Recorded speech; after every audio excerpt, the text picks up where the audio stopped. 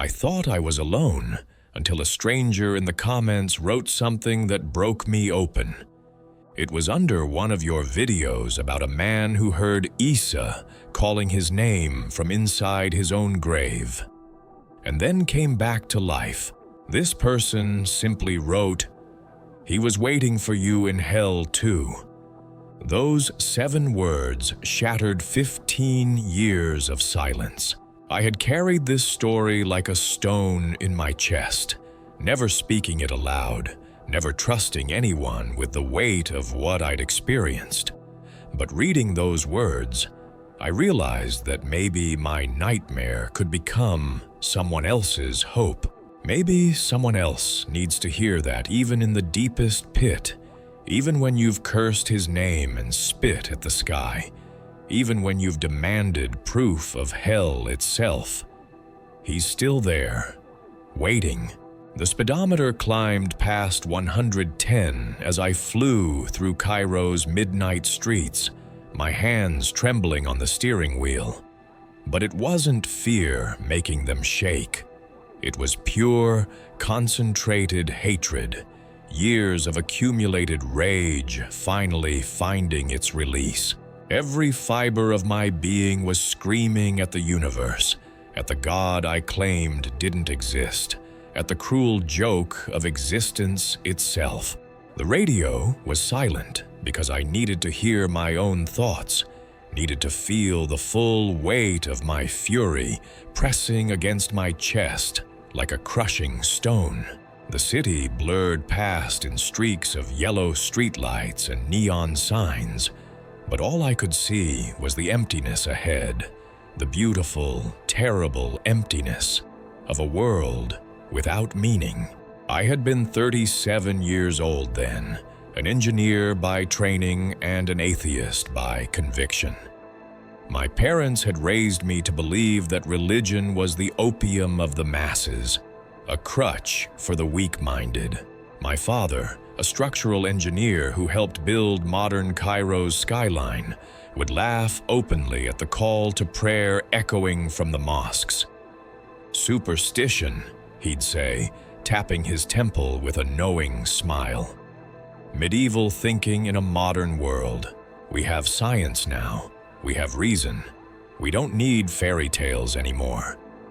I absorbed this worldview like a sponge absorbs water, completely and without question. By university, I had become the vocal atheist in every classroom discussion. I was the one who challenged professors who dared mention anything spiritual, the one mocking my classmates who quietly prayed before exams. I spent countless hours on internet forums, dismantling believers' arguments with what I thought was surgical precision. I collected their broken reasoning like trophies, felt superior to their need for cosmic comfort. Faith wasn't just wrong to me. It was pathetic, a sign of intellectual weakness.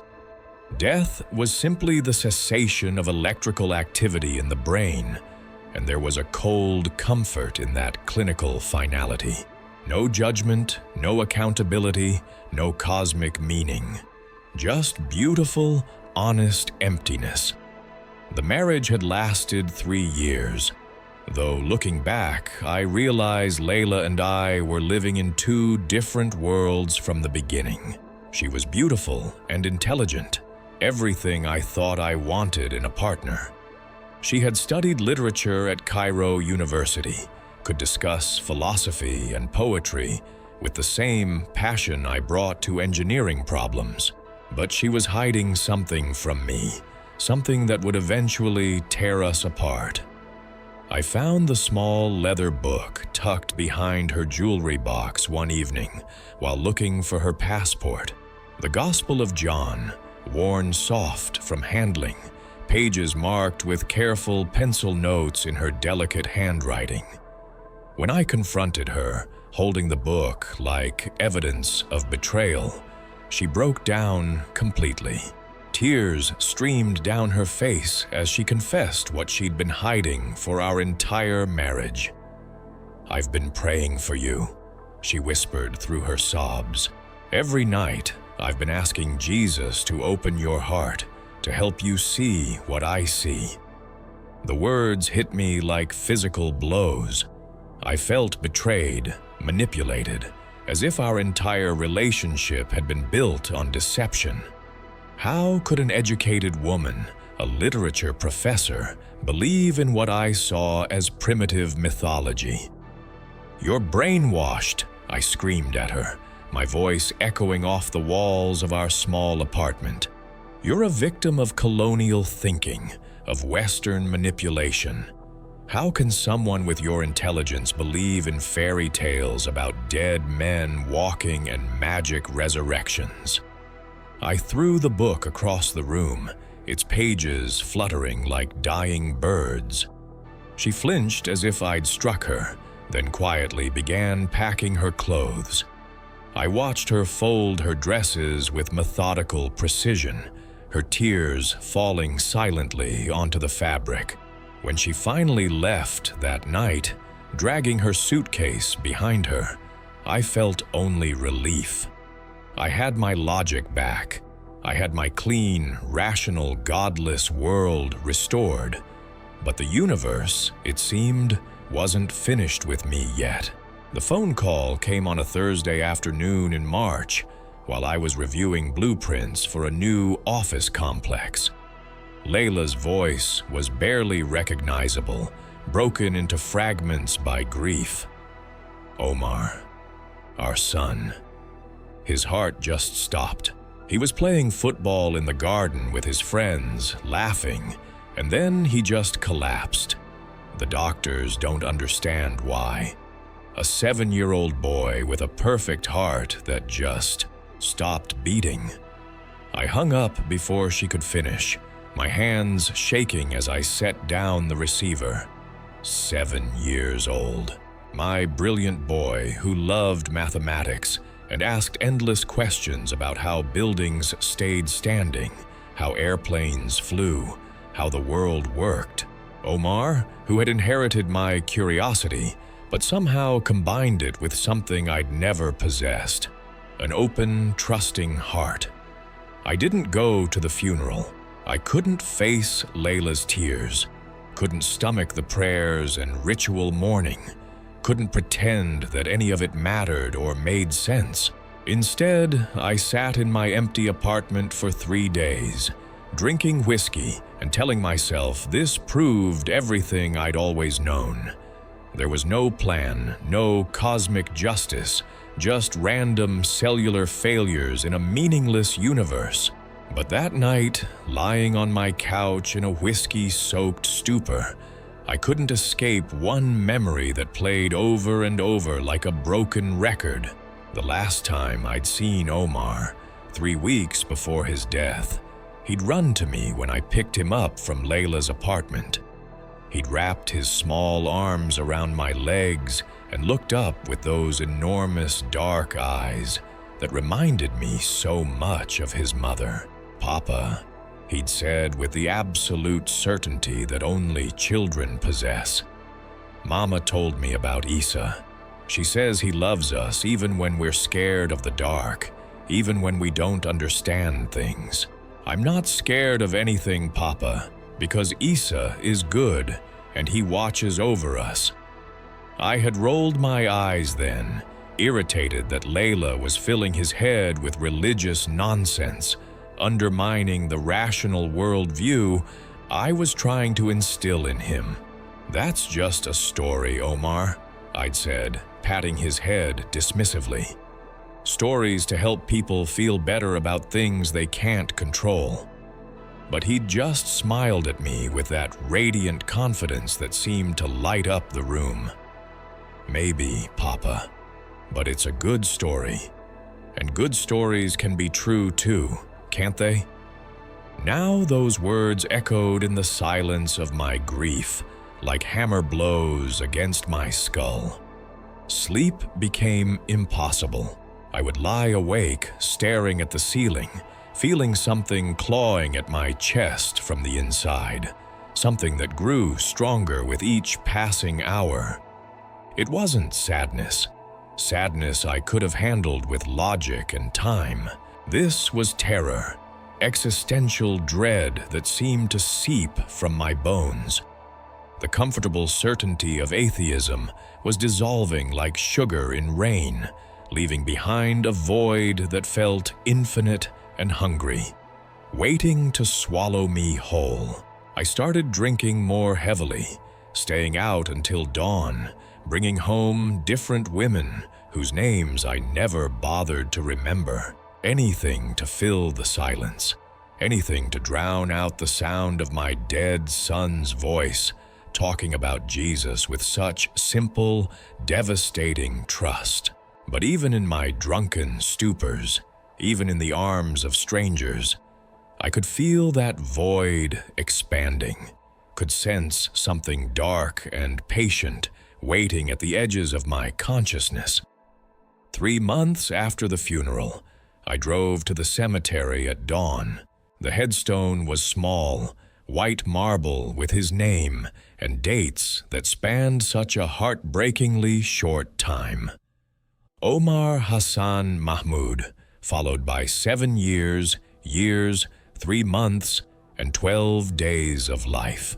I stood there for an hour in the pale morning light, feeling nothing, saying nothing, just staring at the rectangle of earth that contained everything I had ever truly loved. Then suddenly, without warning, the rage erupted like a volcano that had been building pressure for months. I screamed at the empty sky, my voice cracking with fury. "Where were you?" She prayed every night. He believed in you with his whole heart. Where were you when his perfect little heart stopped beating? I grabbed handfuls of dirt from his grave and hurled them upward, as if I could stone God himself. I picked up rocks and threw them with all my strength, tears streaming down my face as I raged against the silent heavens. "If you exist," I shouted, my throat raw from screaming. "If you're real, then show me hell. Show me what you're really made of. Prove to me that there's something after death besides nothing." The words tore from my throat until I was hoarse, until there was nothing left but empty echo bouncing off the cemetery walls.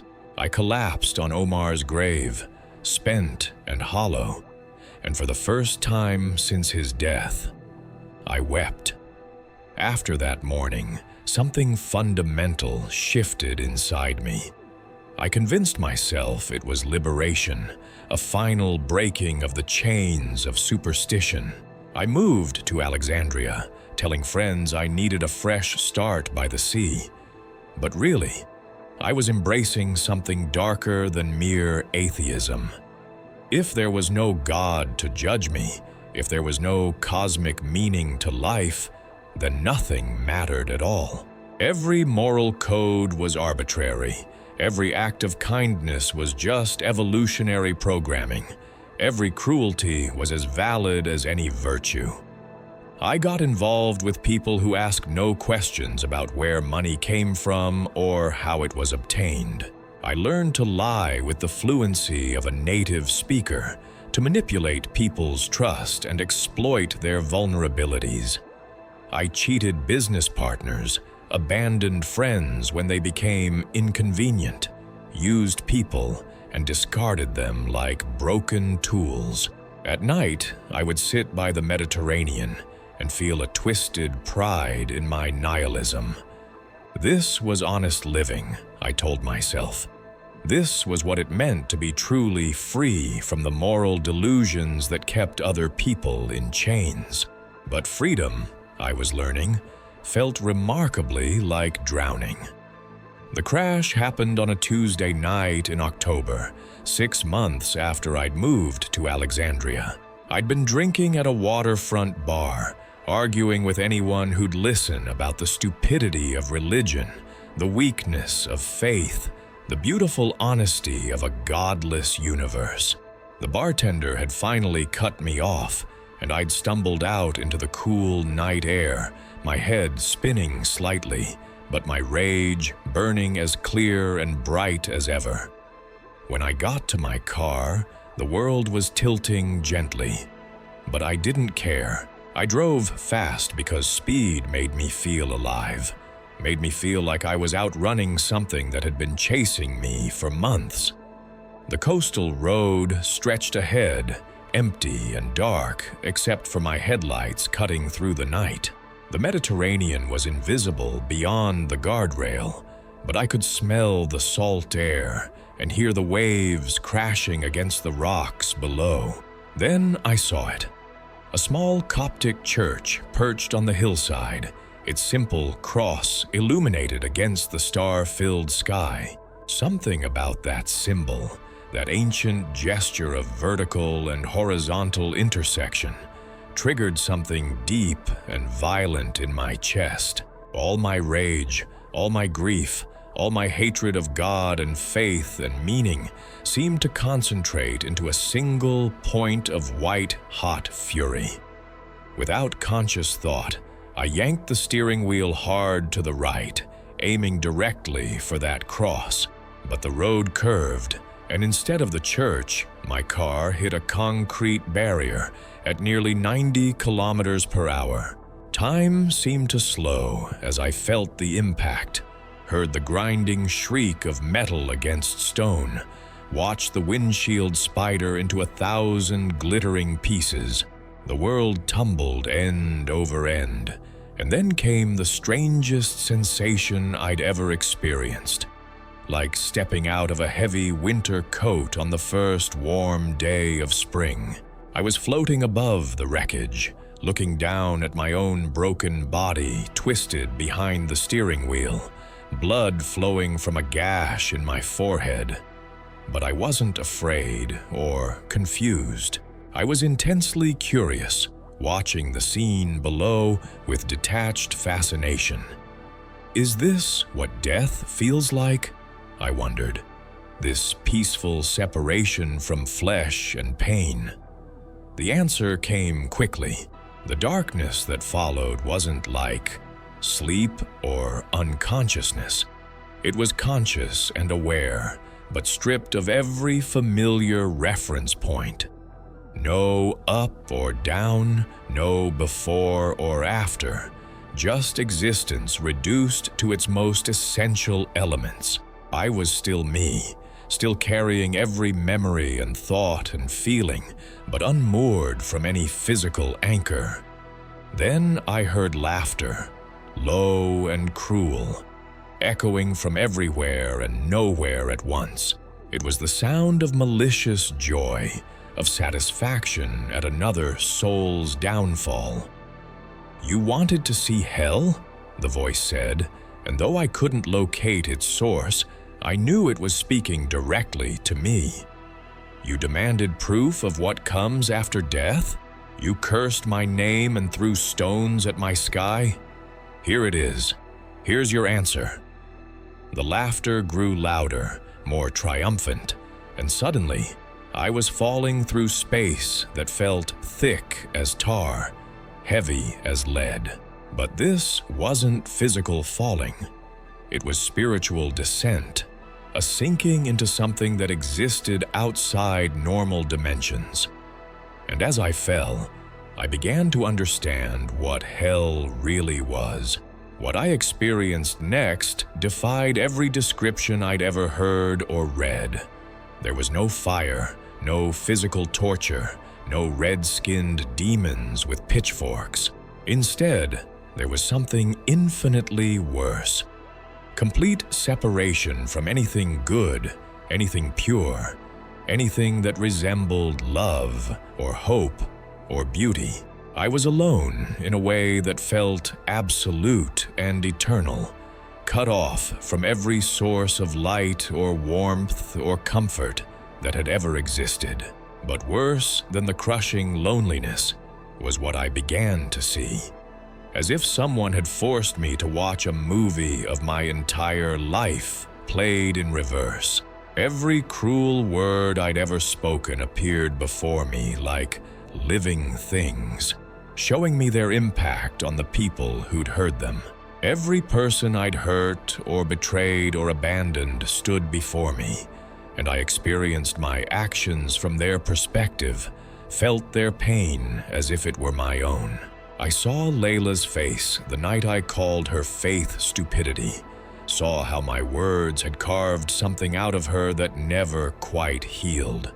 I felt Omar's confusion when I dismissed his simple trust, saw how my cynicism had planted seeds of doubt in a heart that was meant to be pure. I experienced the despair of business partners I'd cheated, the betrayal of friends I'd abandoned, the anguish of every person I'd treated as a means to my own ends, rather than as a human being worthy of love.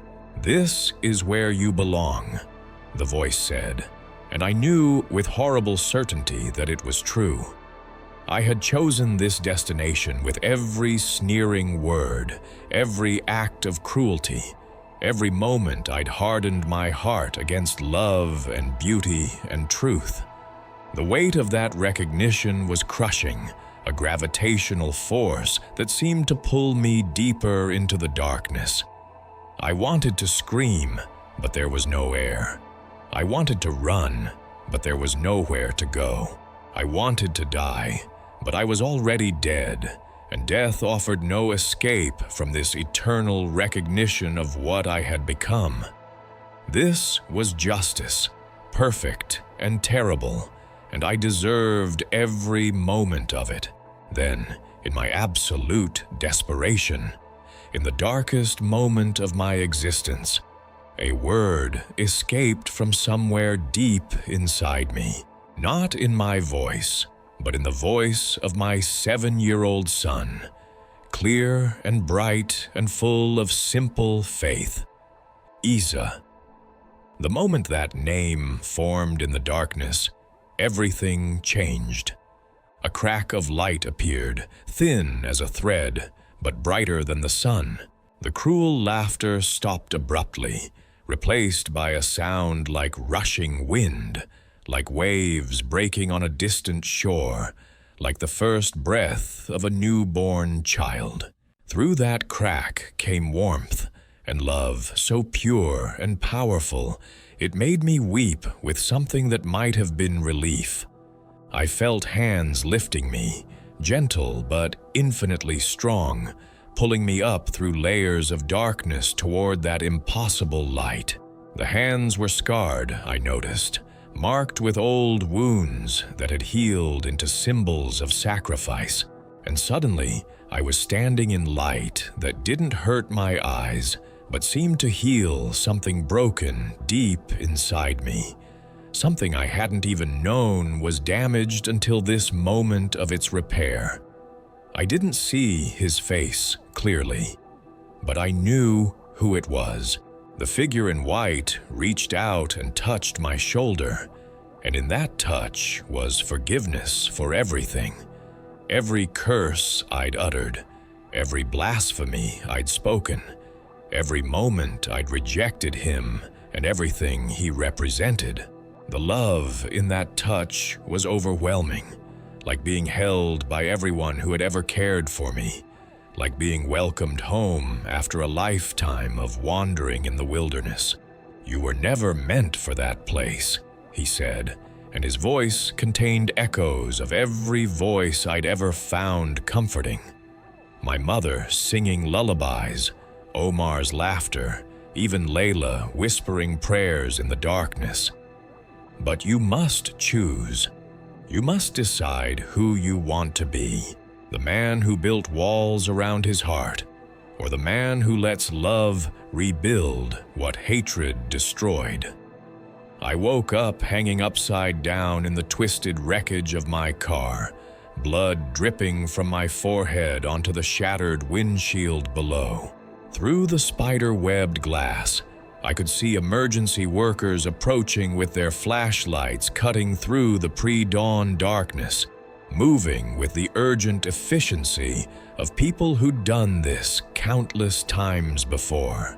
But I could hear the surprise in their voices as they got closer, the disbelief that made them stop and double-check what they were seeing. "He's alive," one of them shouted to his partner.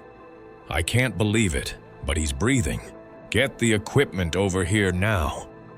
The metal around me groaned and shifted as they worked to extract me from what should have been my tomb. Later, they would tell me I'd been clinically dead for 6 minutes. No pulse, no breathing, no electrical activity registering on their monitors. The paramedic, a weathered man named Ahmed with 20 years of experience pulling bodies from wreckage like this, would shake his head and call it impossible.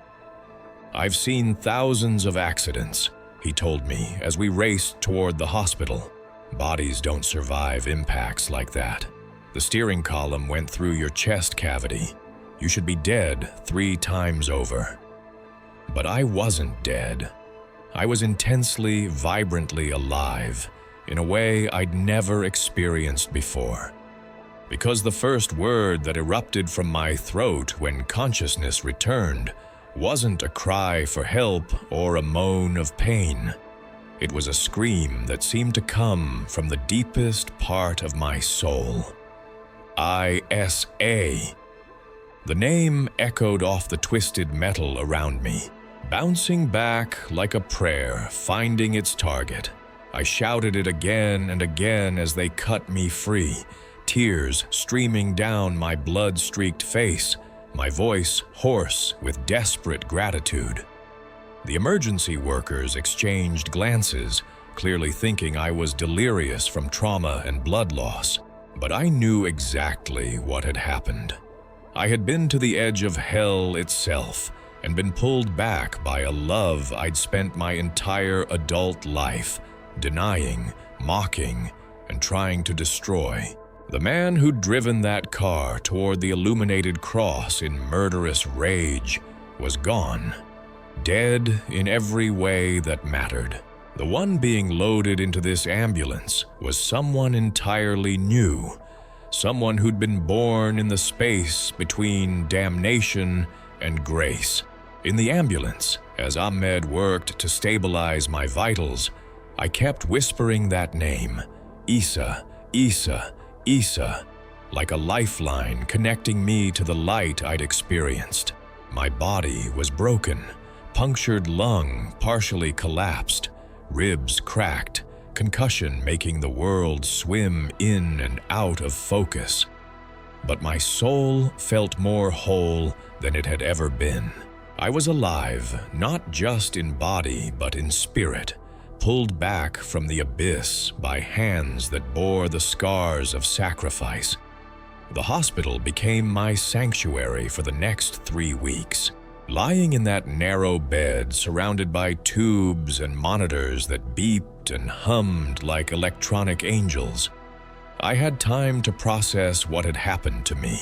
The doctors were baffled by my survival, calling it a medical miracle, but they were more concerned by what they saw as my psychological state. I kept asking for a Bible, which seemed to confuse everyone given that my chart indicated I was Muslim, though I'd never practiced any faith before this night. When a young nurse finally brought me a worn copy of the New Testament, my hands shook as I opened it. I didn't know where to start, had never read a word of Christian scripture in my life, but something drew me to the Gospel of John. The same book I'd found hidden in Layla's jewelry box years ago. The one I'd thrown across the room in contempt. Now those same words seemed to glow on the page, each sentence landing in my heart like seeds in fertile soil. In the beginning was the Word, and the Word was with God, and the Word was God. I read it slowly, my lips moving silently, as I tried to absorb the meaning. This wasn't just theology or philosophy. This was describing the voice I'd heard in that place of light, the presence that had lifted me from the pit. The light shines in the darkness, and the darkness has not overcome it.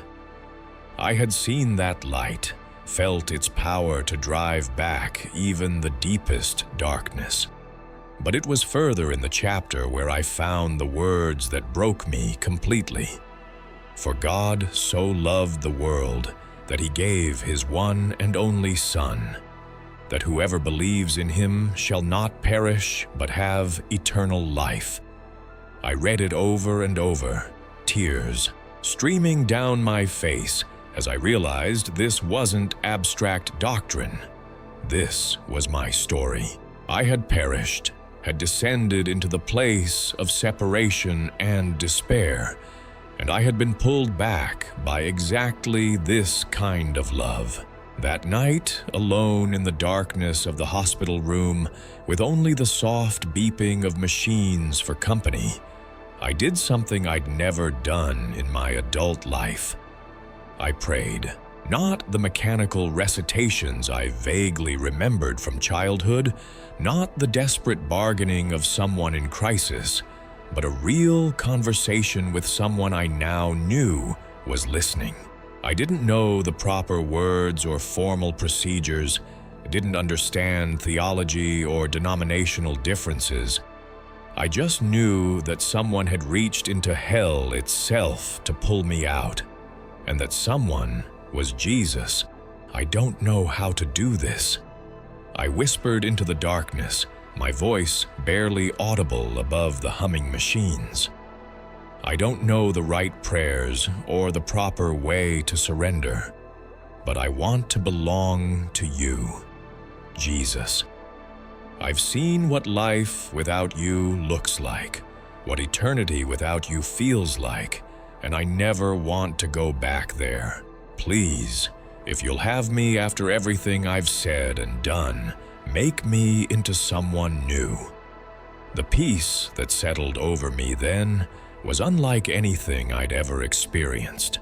Not the cold comfort of atheistic certainty or the bitter satisfaction of nihilistic rebellion, but actual peace, the kind that doesn't depend on circumstances or logic or anything I could control.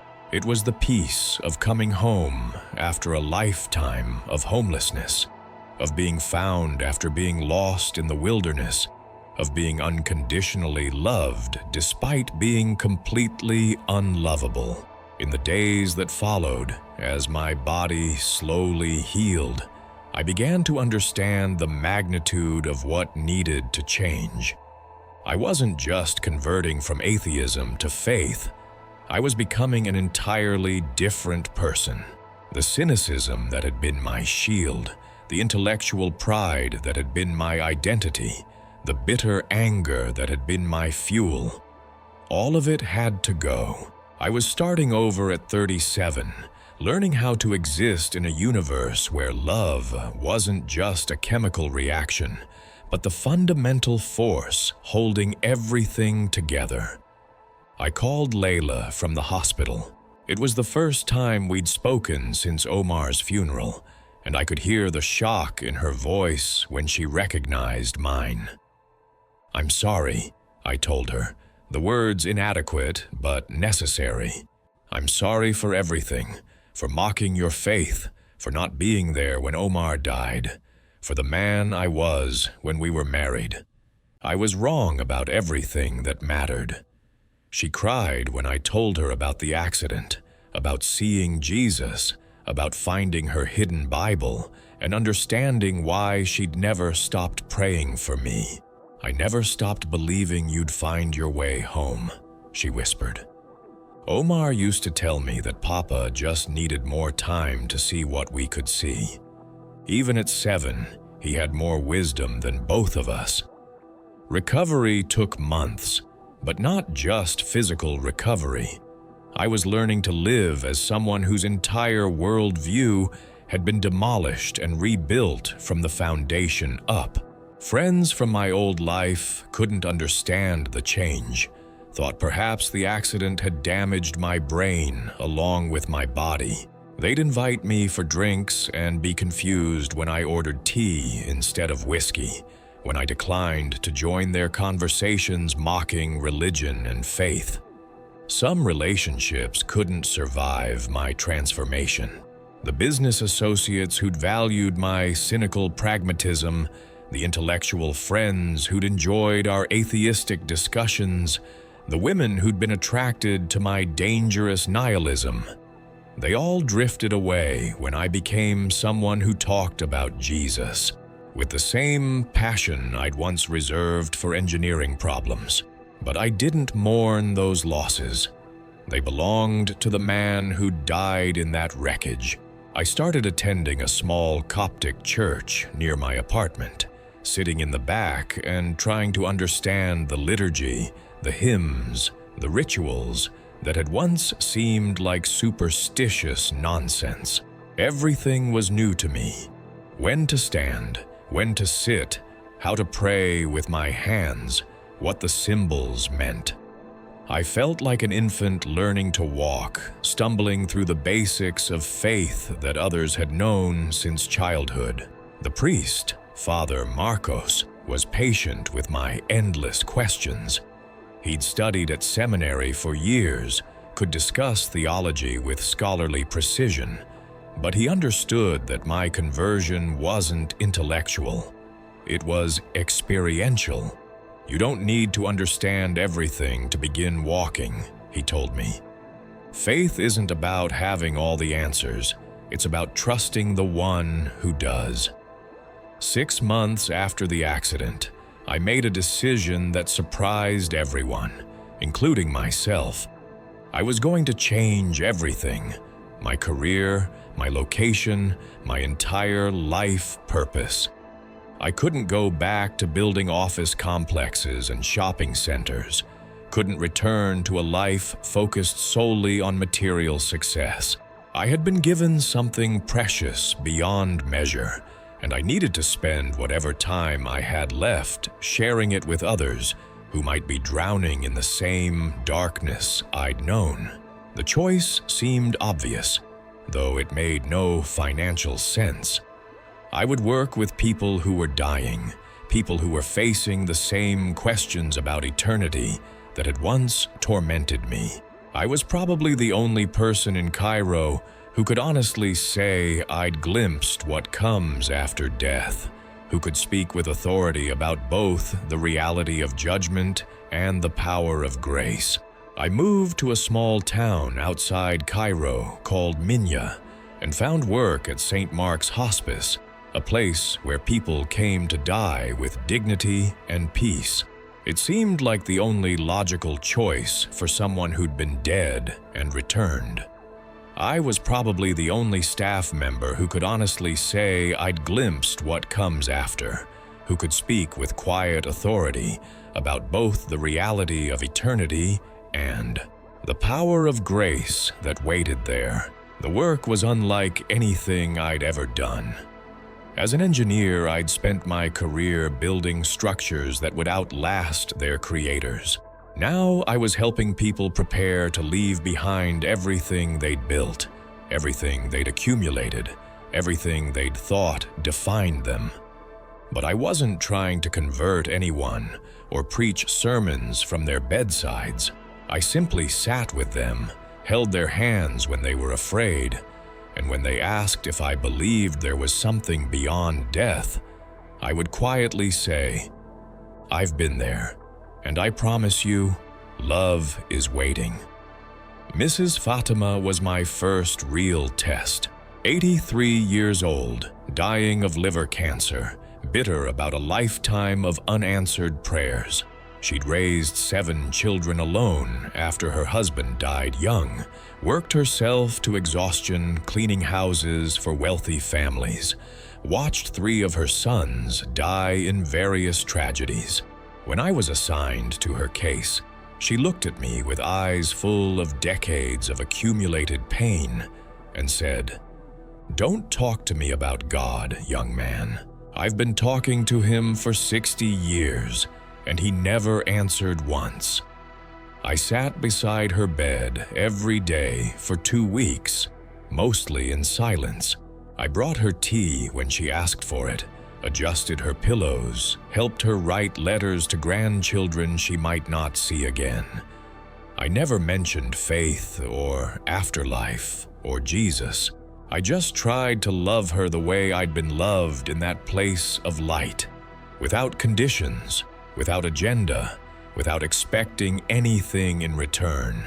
On her final day, as morphine clouds gathered behind her eyes, she suddenly gripped my hand with surprising strength.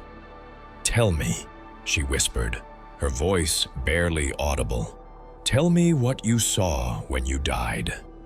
So I told her, not the theological version or the sanitized version, but the raw truth of falling into hell and being pulled back by scarred hands that wouldn't let go.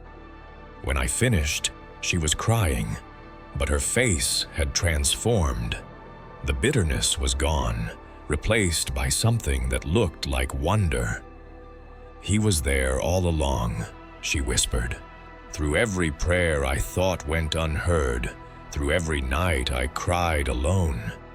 He was there, just waiting for me to be ready to see him." She died 3 hours later with a smile on her face, her last words a prayer of gratitude spoken in Arabic. "Shukran ya Rab, shukran ya Isa." Word spread quietly through the hospice. Families started requesting me specifically for their dying relatives, not because I was particularly skilled at medical care, but because something about my presence brought peace to people who were terrified of what came next. I developed a reputation as the man who could sit with the dying without fear, who could speak about eternity as if he'd actually been there. Because I had been there. Every conversation about death, every moment of holding someone's hand as they crossed over, every question about heaven and hell, it all connected back to that night in the twisted wreckage when I'd screamed Jesus' name and been pulled from the pit. My near-death experience wasn't just a personal salvation story. It had become my qualification for helping others face their own transition from time into eternity. I started volunteering at a shelter for street children in the evenings, kids who reminded me of myself in my cynical youth, too smart for their own good, too hurt to trust easily, too proud to admit they needed help. These weren't kids who'd grown up in religious homes with Sunday school and bedtime prayers. They were survivors, skeptics, young philosophers, who'd learned early that the world was cruel and random, and that hoping for rescue was usually a waste of energy. I would sit with them in the shelter's common room after dinner, sharing my story not as evangelism, but as testimony. I thought I was the smartest person in any room, I'd tell them, meeting their defensive gazes with understanding rather than judgment. I thought I had life figured out, thought I was too intelligent to need anyone or anything beyond my own mind. I mocked people who prayed, laughed at people who went to church, felt superior to anyone who needed what I called cosmic comfort. 15-year-old Ahmed, who'd been living on the streets since he was 10, would listen with the intensity of someone hungry for truth. "So what changed?" he asked one night, his voice carrying the edge of someone who'd been disappointed too many times to believe easily. "I died," I told him simply. Not metaphorically, not spiritually, literally. My heart stopped, my brain went dark, and I found myself in a place I'd spent my whole life claiming didn't exist. Hell isn't what you think it is. It's not fire and demons. It's complete separation from love, from hope, from anything good. It's being alone forever, with only your worst choices for company. The room was completely silent. These kids had seen enough violence and abandonment to understand darkness, but they'd never heard anyone describe it with such matter-of-fact clarity. "But you came back," whispered Miriam, a 14-year-old girl whose parents had thrown her out for refusing an arranged marriage. "Someone came for me," I said, And even 2 years later, the memory could still bring tears to my eyes. Someone who had every right to leave me in that place, someone whose name I'd cursed and whose existence I'd denied, reached down into hell itself and pulled me out. His name is Jesus, and he didn't save me because I deserved it. He saved me because that's who he is. 5 years after the accident, I met Sarah at the hospice. She was a grief counselor who'd been widowed young, whose faith had carried her through her own dark valley. She understood what it meant to be broken and rebuilt, to have your assumptions about life shattered, and then carefully reconstructed around something more solid than human understanding. We recognized something in each other, the quiet confidence of people who'd been to the edge and found grace waiting there. Our courtship was unlike anything I'd experienced in my previous life. We prayed together before we even held hands, talked for hours about how God had used our separate tragedies to prepare us for this unexpected second chance at love. When I asked her to marry me, I did it in the hospice chapel where we'd both learned to trust again, where we'd watched dozens of people cross from life into whatever comes next. We have 2 children now, David, who's 3, and Maria, just 18 months old.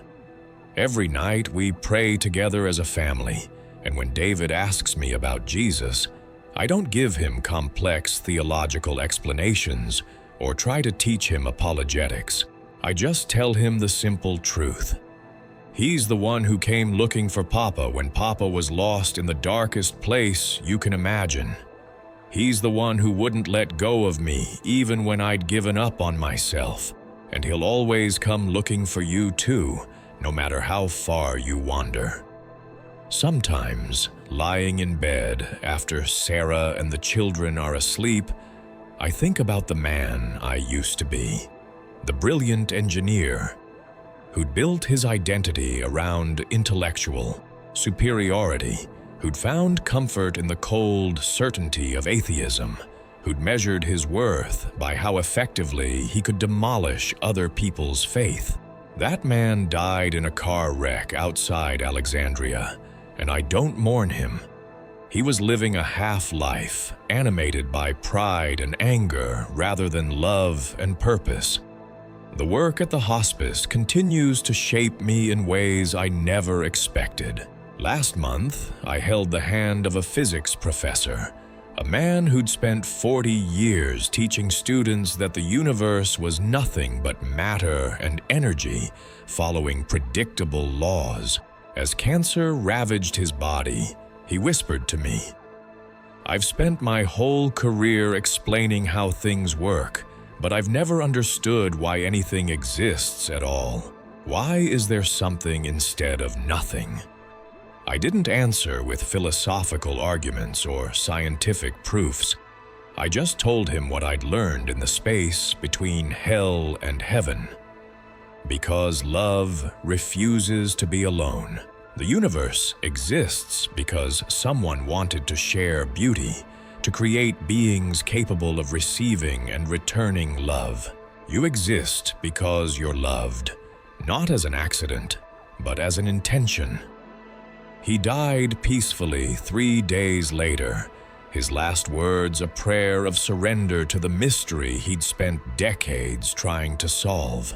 His daughter thanked me for helping him find peace, but I knew the truth. I hadn't convinced him of anything.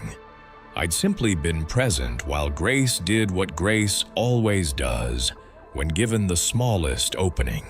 The street children keep coming to our evening sessions, and I've watched several of them encounter the same Jesus who rescued me from my own darkness, not through dramatic conversion experiences or miraculous healings, but through the slow, steady work of love proving itself stronger than fear, hope proving itself more reliable than cynicism, grace proving itself capable of transforming even the most damaged hearts. This is my life now. Not the successful engineering career I'd planned, not the comfortable atheistic worldview I'd defended, but something I never could have imagined in my old life. I'm a witness, a living testimony to the reality of both judgment and mercy. Someone who can say with absolute certainty that death is not the end, and that love is not just a chemical reaction in an evolved brain. Every day I wake up grateful to be alive, grateful to have been pulled back from the edge, grateful for the chance to spend whatever time I have left helping others find the same hope that found me in my darkest hour. The man who drove toward that cross in hatred is gone forever. In his place is someone who understands that the cross isn't a symbol of defeat, but of victory, not of God's absence, but of His presence in the deepest places of human suffering. I am living proof that no one is beyond rescue, that no pit is too deep for grace to reach, that even someone who curses God's name and demands proof of hell can be transformed by a love that refuses to give up. This is my story, my testimony, my reason for being. Not just the engineer who survived a fatal accident, but the man who died and was reborn, who fell into hell and was carried into light by the one whose name is above every name. I never set out to become a walking answer to anyone's prayers. All I wanted after the accident was to breathe the new air in my lungs without wasting a single gasp. Yet breath kept turning into action, and action kept turning into service, until my whole life felt like a thank you note I was writing back to the one who pulled me from the pit. I left the desert heat of Minya for the humid coastline of Port Said, a city full of ships that come and go like restless hearts. There I rented a modest flat beside the harbor, its cracked balcony rails wrapped in wild jasmine. The scent met me each dawn as fishing boats rumbled out to sea, and every inhale reminded me that grace is as common as salt in the air. Work found me before I went looking. A local pastor heard rumors about the engineer who saw the other side and asked if I could help refurbish an abandoned warehouse. Within weeks, the place was humming. Half soup kitchen, half shelter, with a corner set aside for a tiny hospice wing of 5 narrow beds. I pored over blueprints at night, turning rusted girders into safe beams, calculating loads so rain-swollen roofs would never cave on the fragile souls beneath them. During the day, I carried crates, scrubbed floors, and listened, really listened, to stories that would have bored the old me. A blind seamstress who hummed hymns while sewing torn jackets. A teenage runaway who wrote secret poems on napkins. A former boxer whose fists had once been famous, but were now gentle enough to spoon soup into trembling mouths. Each life felt like a verse I'd missed in a song God had been singing all along. Layla visited with her new husband and their baby girl. We stood in the unfinished dining hall, the smell of sawdust dancing with the aroma of lentils simmering for dinner. Her eyes shone the way they had on our wedding day, yet something in them was quieter, more settled. She hugged me longer than necessary, whispered that Omar would have loved the noise and the laughter here.